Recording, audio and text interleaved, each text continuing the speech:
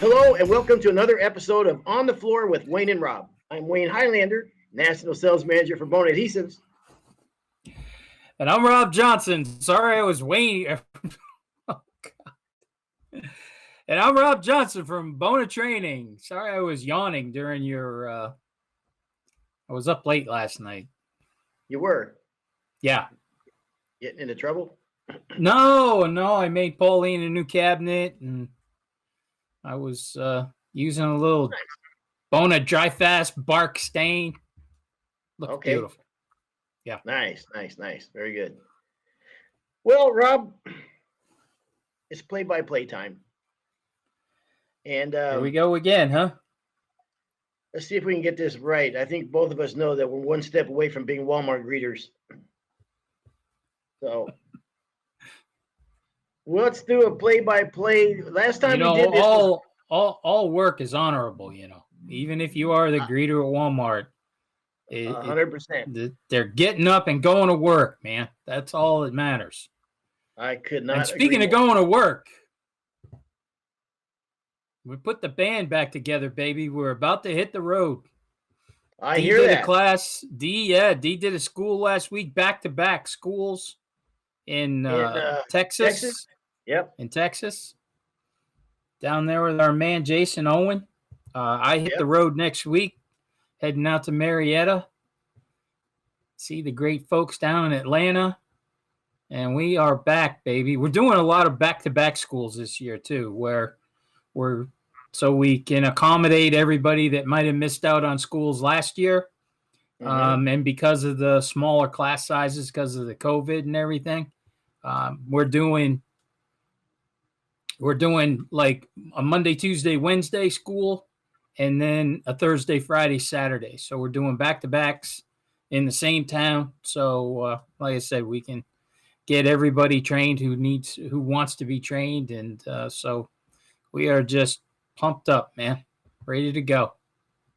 I saw a picture of, I guess one of the guys in Dee's class there in Texas did a pretty cool design with the water popping the floor. It's amazing what you can do with just one simple thing, just water popping the floor, Sometimes we used to do you know what I mean by soldiers in a row border? Mm-hmm. And just water pop the border. That's all. Just change nothing other than do a soldiers in a row border. Same stain, just water pop the border and don't water pop the field. And it's so simple, but very dramatic looking. I love that border, by the way. I got tired of doing the other type of borders. We did so many of them. So it's a nice change up to do that type of border. And plus, if you got a lot of leftover shorts, great way to use them up. And I think it's just a really cool, timeless look. I hate it. Do you really? Yeah. How do you hate it? As soon as you start talking about it, it's like, oh my God, do I ever hate that one? Really? That is, yeah. Well, of course you love it and I hate it. I mean, East, West, it never ends, does it? It just never ends. You know something? This is going to make you feel bad. I've got that in my house. Okay, soldiers in a row border. I mean, that's. Did you do it, or was it already there? No, I installed all the floors in the house, and the reason why I did it in my house, Rob, I really wasn't initially going to put one in, but it's an old antique house, and from the parallel walls are like 2.5 inches off from one side of the room to the other. So if I laid a border, okay, all right, you know what I mean. So to keep the field, where I want it lined up and everything, I could disguise it in the soldiers in a row border. You don't see it near as much, and you don't see it. So there. Take that once again. Yeah. Once again. Yeah. So don't feel bad. All right. We're going to do. So when you were laying that border, did you have a little play-by-play going in your head? You're working alone. Does Jeremiah come out, or you work alone? No, I did this by myself. No, I did not. I had a really good young guy, Valera. I mean, it was a hard name to pronounce his last name, Temescua or something like that. But super good guy, man. Real good floor guy. He helped me install it. And finish it too. This is several years ago. But No, I don't have the play-by-play in my head anymore because you do that when you're in your prime of your life, man. You're in your zone, man. You're in your game. But now when you're old, it'd be like now watching a nature history show where the giraffe is dying and it takes like 3 days to completely die. You ever watch one of those kids when I remember when I was a little kid watching, and I don't know why they would do this I think it's a third grade in Colorado. It was a military school. And the teacher wheeled in the television and she showed us these kids in Africa like dying of starvation. I mean, you know what I mean? Why would you show that to little third grade kids? Anyhow, I started crying because I got like a hunger pain. I'm not making this up, man. I started then I started thinking, well, like, can you just die all of a sudden of starvation? You know what I mean? I didn't realize it took days and whatever. I just started feeling hungry, and so the girl next to me said, Miss So-and-so, Wayne's crying. So she took me out in the hall, and she goes, what's the matter, honey? I said, well, I'm hungry. She called my mom, man. My mom took that personal. I was already wearing size husky pants, so I think that was her evidence that I really wasn't being abused. So anyhow, you don't see that anymore. What? You don't see that anymore in the clothing stores. Husky? You remember the big sign? You used to have the big sign, Husky. Yeah. Boys department. Yeah. You had the boys department and then the Husky department. Yeah. I think it'd probably be a lawsuit nowadays. I can tell you it was traumatic for me because my 3 skinny brothers never let me hear the end of it. Hey, Husky, you gonna go out with us today? Yeah, come on, Husky. Oh, really? Oh, yeah. So you were the big brother, huh? Yeah. I'm not the oldest, but the biggest in girth. But no play-by-play. You're the most powerful. Not pound for pound. I can't even claim that. But I didn't have a play-by-play in my head as I was installing my floors because the game has passed me by, man. I'm not fast anymore. I'm slow, and I don't do it hardly anymore. So, but we did a play-by-play in around the holidays last year of guys installing a floor, and I think it probably wasn't listened to very much because it was around the holidays. I don't know. No, they were sanding the floors. That's right. They were sanding the floors. Yeah. They were sanding the floors. Yeah. Or it sucked worse than we realized, and we never heard anything about it. So we're just going to keep ramming it down everybody's throat until we get it. Right. Yeah. Until you guys send those emails telling us how much you love it, then we'll stop doing it. That's how it works. All right, Rob. We're going to do a play-by-play coating the floor. So why don't you get us started? All right. Good morning, everybody. Here beside Wayne Highlander again today as we check in on our team. And Wayne, as you know, this is coating day. Not just any coating day. These 2 guys have advanced to the final coat round. That's right. Final coat day. Final coat day, Rob. You're right. And you know what? For these guys, it's a 40-mile round trip each way to the job site for this pair. And their new job starts tomorrow. This homeowner is going to either write that check or not, depending on the outcome of this coat. That's more pressure than a redheaded kid at a beach party, Rob. You'd know all about that, wouldn't you, Wayne? Do you have any rituals when it came to coating? Other than my lucky rabbit's foot, crossing my fingers, knocking on wood, throwing salt over my shoulder, rubbing my lucky penny, no. Rob, let's look at the scenario, though. We have a living room, a dining room, and a kitchen. That's fairly pedestrian, but the hallway, Rob, the hallway is 100 feet long by 6 to 7 feet wide. There are windows everywhere, and you know that's where the challenge lies in this job. That's scarier than an undertaker for the average man, Rob. That's right, Wayne. And you know it's been on his mind since the day he bid this job. He's a T-bar guy, one of the best, you know. This job doesn't set up well for his style of coating. 2 of the rooms are right off the long hallway with no breaks and no borders, so he has to tie them all together as he makes his way down the hall. You've heard of highway to hell? Well, Wayne, this is hallway to hell. Profound, Rob. However, if he can make the right application adjustments, he can easily knock this out of the park. And we all know this is a team sport. He has to be able to depend on his apprentice. The last time we checked on these two, they weren't getting along. Paul's got a bit of a temper, as we know, and he's under pressure. And his apprentice is, well, an apprentice. He's a good kid, Wayne, but let's just say he isn't one of the sharpest tools in the shed. As Foghorn Leghorn would say, that boy's about as sharp as a bowling ball. Well, let's go back to the action, Rob. You can see they're talking it over first, and you love to see this. They're dialing in a game plan. Paul keeps his custom T-bar in a special modified pool stick case. He won the West Coast annual Golden T-bar contest with it. This T-bar comes with a high velocity rotation. It's warp resistant. It's made up of multi-directional carbon fiber, unparalleled front end balance, and low deflection qualities. Rob, I gotta say, his confidence is riding high right now. But you can swing a $500 bat, but you still got to hit the ball, right, Rob? That's right, Wayne. Wayne, I remember the day you won your Golden T-bar. Whatever happened to it? Well, when my apprentice quit, he took it with him. He later sent me a video running it through a wood chipper. I made him sit in the back of the truck a few many times, I guess. He was a mean kid from Wayers Cave, Virginia. Here you go. Watch the footwork, Rob, as this apprentice while he's cutting in.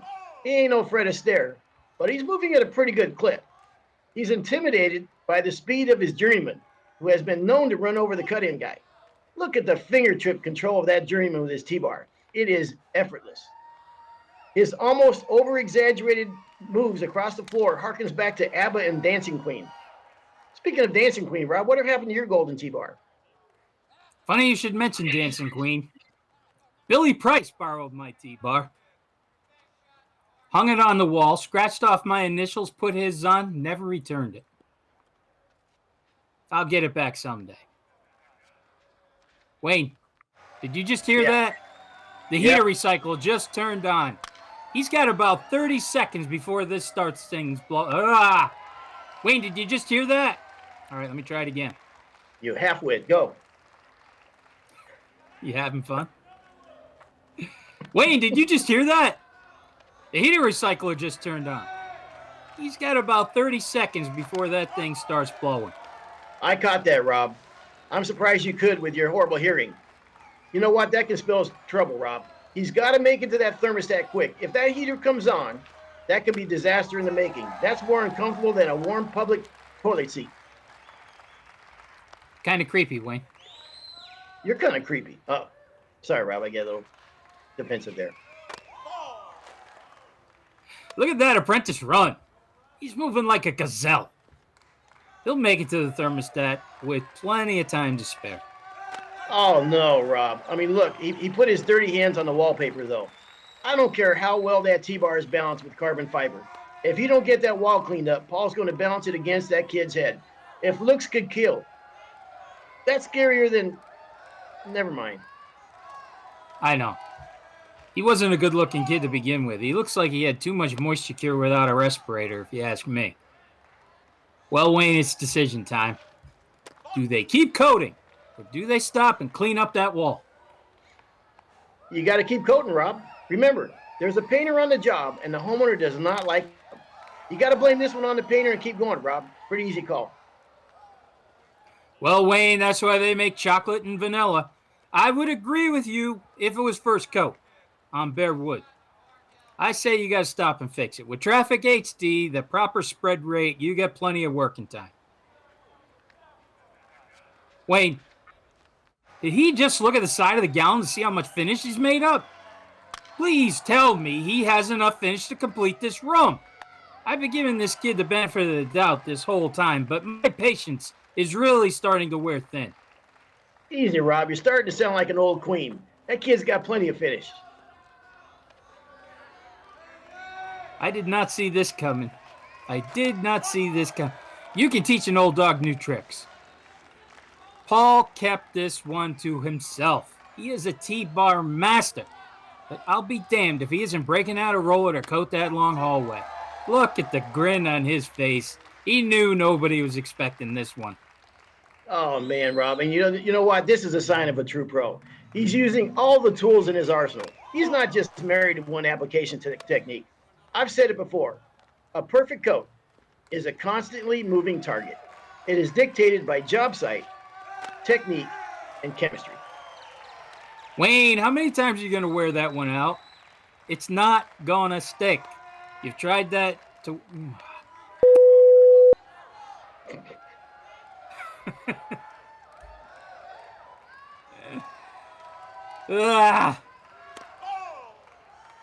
Wayne, how many times are you going to wear that one out?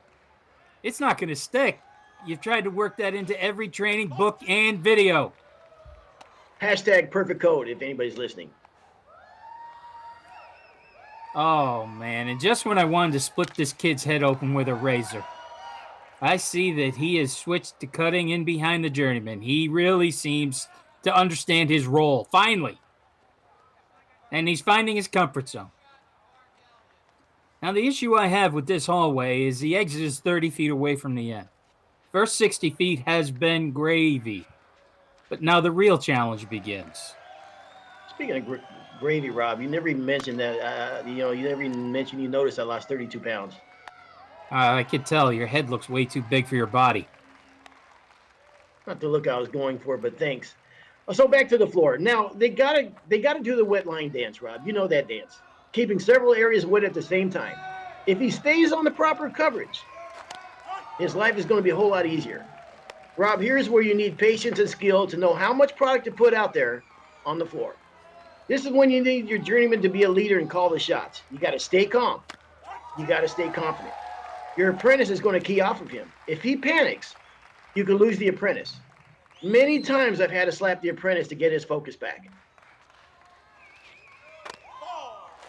I hear you, Wayne. My brother still won't talk to me about work.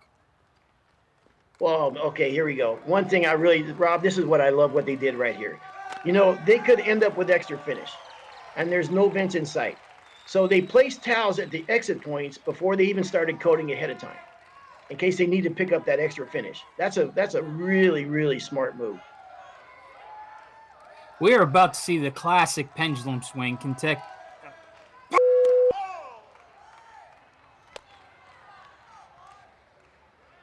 Idiot. We are about to see the classic pendulum swing connecting both sides of the hallway and out of the room. After one less... Oh, my God, you moron.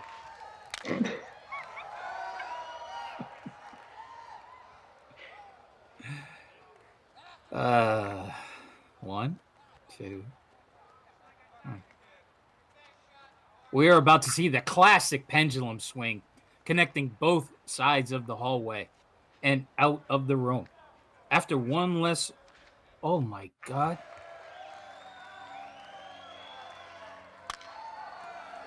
Try it again, Rob.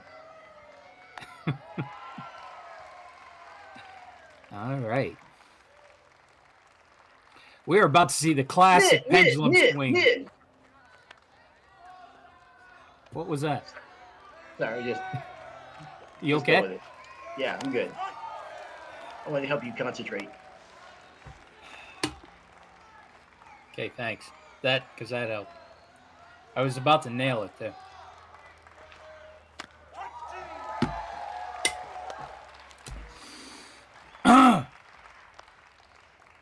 We're about to see the classic pendulum swing connecting both ends of the hallway and out of the room.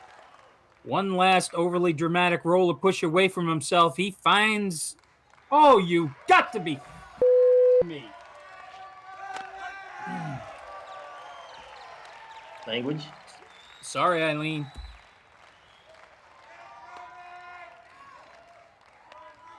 Why can't I do this? Is that rhetorical, or you want me to answer?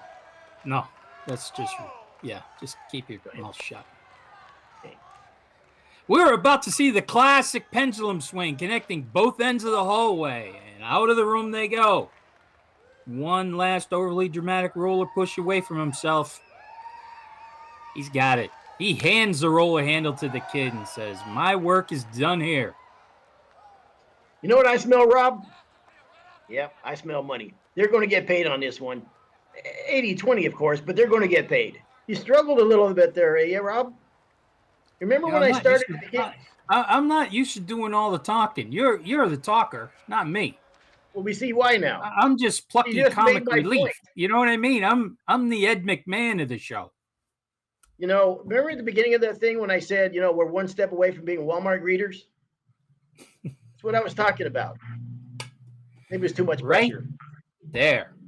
How Hey, many I'm gonna times we say, did that read through? How many times you do that read through? Went great every time. yeah, I know. I was surprised you struggled with it. It was cracking me up. I only struggled twice. Yeah, I only struggled twice on that. yeah. Listen to it back. Okay, I want to say something, Rob. You know,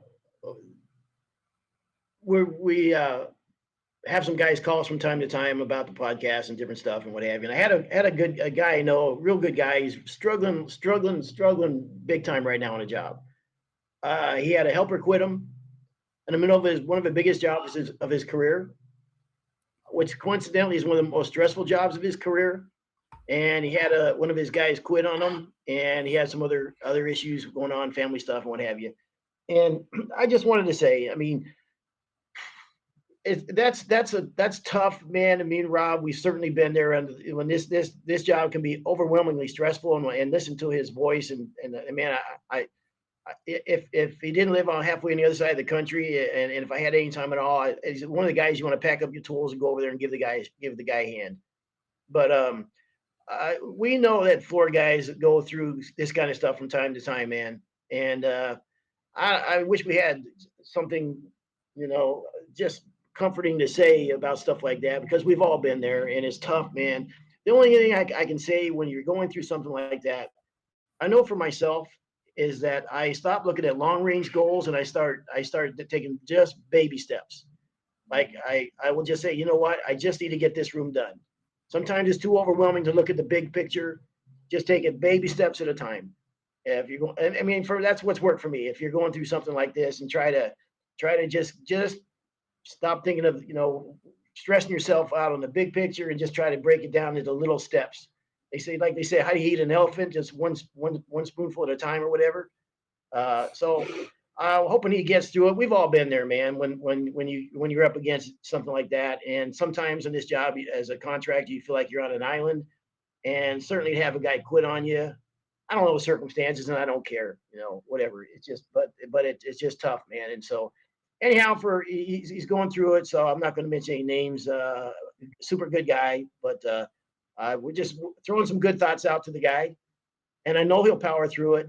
And it's, you know, I know it's going to be a lot of weekends too to get past it, and just keep in mind you will get past this and on to the next one, and give yourself a break, man. I mean, you know, don't be so hard on yourself, and just Rob and I just wishing you well, man.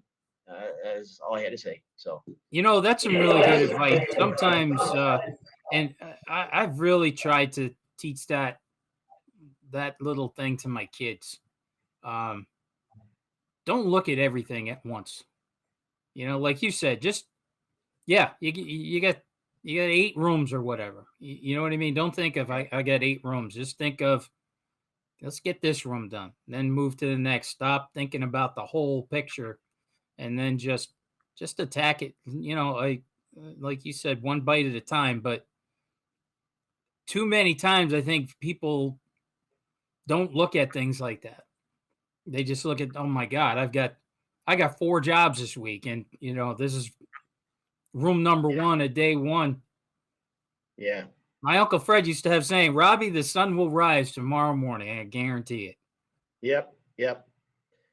Um, you know, sometimes the success is just getting through the day, right? Just get through the day to make it to the next one. And you'll find if you can do that and break it down, is sometimes, and I think the main thing too is don't be so damn hard on yourself sometimes. You know, sometimes you get thrown in a situation and you're just human and you're just trying to work your way out of it through no fault of your own. So easy for us to say, we know that, but I just want to say our thoughts and prayers are with you, man, and I know you make it through. And again, I say it because I know he's not the only one going through it. Everybody's been through it at one time or another. So, okay, Rob. I don't know if we'll do another play-by-play podcast or not. I was, or maybe we won't be allowed to. Hell, I don't know. But anyhow,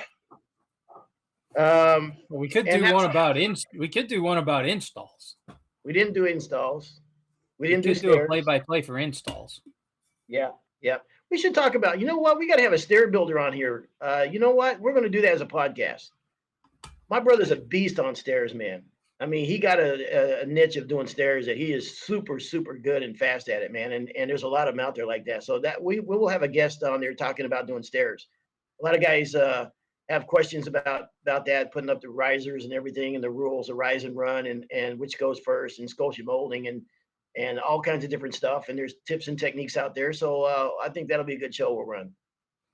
All right. You know, did you do a lot of stairs? Yeah. I'll tell you a funny story. When I was a carpenter, I worked with this guy. It cracks me up because we both started as apprentices together, not floor guys, but in the carpenters union, right? We were in the first class together. We're out on the same job site together. This guy was a horrible carpenter.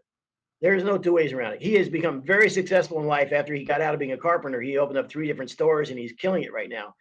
But we were on a very good crew. Our guys, I mean, they were like an A team. Not that we were any part of it. We were learning from these journeymen. They were fantastic craftsmen. And we did concrete stairs, right? I mean, everything we did was concrete. We poured concrete. We did concrete forms. We got the rebar ready and on huge jobs. But in that world of carpentry and form work, if you're doing stairs, you got to be a stud. You got to be pretty good because it ain't like, okay, I got to tear this out, this riser out because it's not the right size. You pour concrete and in rebar, it's jackhammer time getting it out. You know what I mean? And you just can't make a mistake. So the stairs were left to the best craftsman on the job. Well, this guy who was a horrible carpenter got away from us. He went out to another jobs. We hadn't seen him in a couple of years, whatever. Everybody used to make fun of the guy. I mean, I used to call him Peaches. I don't know why, but it stuck. It's one of those nicknames, and it used to bug the hell out of him. So he unfortunately let us know that it bugged the hell out of him so that became his name. So anyhow, fast forward about a year and a half or 2 years, he drives by our job site one day. And we still remember him as the goofy kid who was not very good, right? So we said, "Hey, man, how you doing?" He goes, "Oh, I'm doing pretty good. I'm working on this crew over in San Francisco." He goes, "I've been running into a lot of stairs." So the journeyman that used to be his journeyman at the time goes, "Well, why don't you pick up your damn feet?" And right away, back he was peaches all over again. Poor kid. All right, I don't know why I I'll brought never that forget. up. I was doing an estimate one day, and they had like a set of construction stairs in, and the guy says, "I don't want anything fancy. Do you do stairs?" I go, "No, I don't. Nah, never. We never really did. Mhm.